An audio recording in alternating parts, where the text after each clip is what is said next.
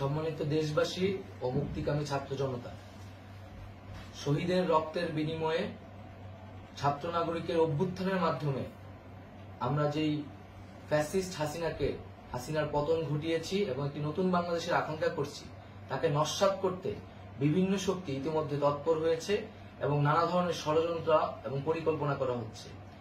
আমরা মুক্তিকামী ছাত্র জনতার পক্ষ থেকে স্পষ্টভাবে বলতে চাচ্ছি যে এই বাংলাদেশকে ফ্যাসিবাদী রেজিম থেকে মুক্ত করার জন্য এবং একটি নতুন বাংলাদেশ, জনগণের বাংলাদেশ প্রতিষ্ঠার জন্য সকল ধরনের ষড়যন্ত্রকে নস্যাৎ করার জন্য, প্রতিহত করার জন্য বাংলাদেশের ছাত্র জনতা কিন্তু সদা প্রস্তুত রয়েছে। আমরা দেখতে পাচ্ছি নানান জায়গায় লুটপাট, সহিংসতা এবং সাম্প্রদায়িক হামলার মতো ন্যাক্কারজনক ঘটনা ঘটছে। আমরা এর তীব্র নিন্দা জানাচ্ছি এবং আমরা মুক্তিকামী ছাত্র জনতার প্রতি আহ্বান জানাচ্ছি যে এই ধরনের ঘটনাকে প্রতিহত করার জন্য আমাদেরকে প্রস্তুত থাকতে হবে, আমাদেরকে দায়িত্ব নিতে হবে। কেউ যাতে এই আন্দোলনকে নস্যাৎ করার জন্য এই ধরনের ঘটনা ঘটানোর সুযোগ না পায়, সেদিকে আমাদের সদা সতর্ক থাকতে হবে। আমরা আরো দেখতে পাচ্ছি যে রাষ্ট্রপতি গতকাল বলেছিলেন যে অনতিবিলম্বে তিনি জাতীয় সংসদ বিলুপ্ত করবেন, কিন্তু আমরা এখনো দেখছি যে একটি অভ্যুত্থানের পরেও এই ফ্যাসিস্ট হাসিনার জাতীয় সংসদ রয়ে গেছে।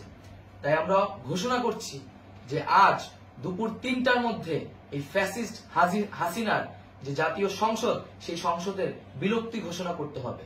যদি আজ বিকাল ৩টার মধ্যে এই জাতীয় সংসদের বিলুপ্তির ঘোষণা না আসে, তবে আমরা কঠোর কর্মসূচি দিতে বাধ্য থাকব। এছাড়া বন্ধুগণ, সবার জন্য আমরা জানাচ্ছি যে আমাদের যে অন্তর্বর্তীকালীন সরকারের কথা আমরা বলেছি, সেই সরকারের প্রধান উপদেষ্টার নাম আমরা ইতিমধ্যে ঘোষণা করেছি এবং এই সরকারের অন্যান্য উপদেষ্টা সহ সামগ্রিক রূপরেখা আমাদের প্রস্তুত রয়েছে। আমরা খুব শীঘ্রই সেই রূপরেখাটি জাতির সামনে উপস্থাপন করব। আমরা বাংলাদেশে স্থিতিশীলতা চাচ্ছি, সমাজে ন্যায় বিচার চাচ্ছি, সেজন্য কার্যকর পদক্ষেপ নিতে হবে এবং তার প্রথম পদক্ষেপটি হতে হবে এই জাতীয় সংসদ ভেঙে দেওয়া। এবং সবার প্রতি আহ্বান থাকবে, আপনারা শান্তিপূর্ণভাবে অবস্থান রাখুন, শান্তিপূর্ণভাবে এবং অহিংসভাবে এবং সকল পরিকল্পনাকে, ষড়যন্ত্রকে নস্যাৎ করার জন্য সদা সতর্ক থাকুন।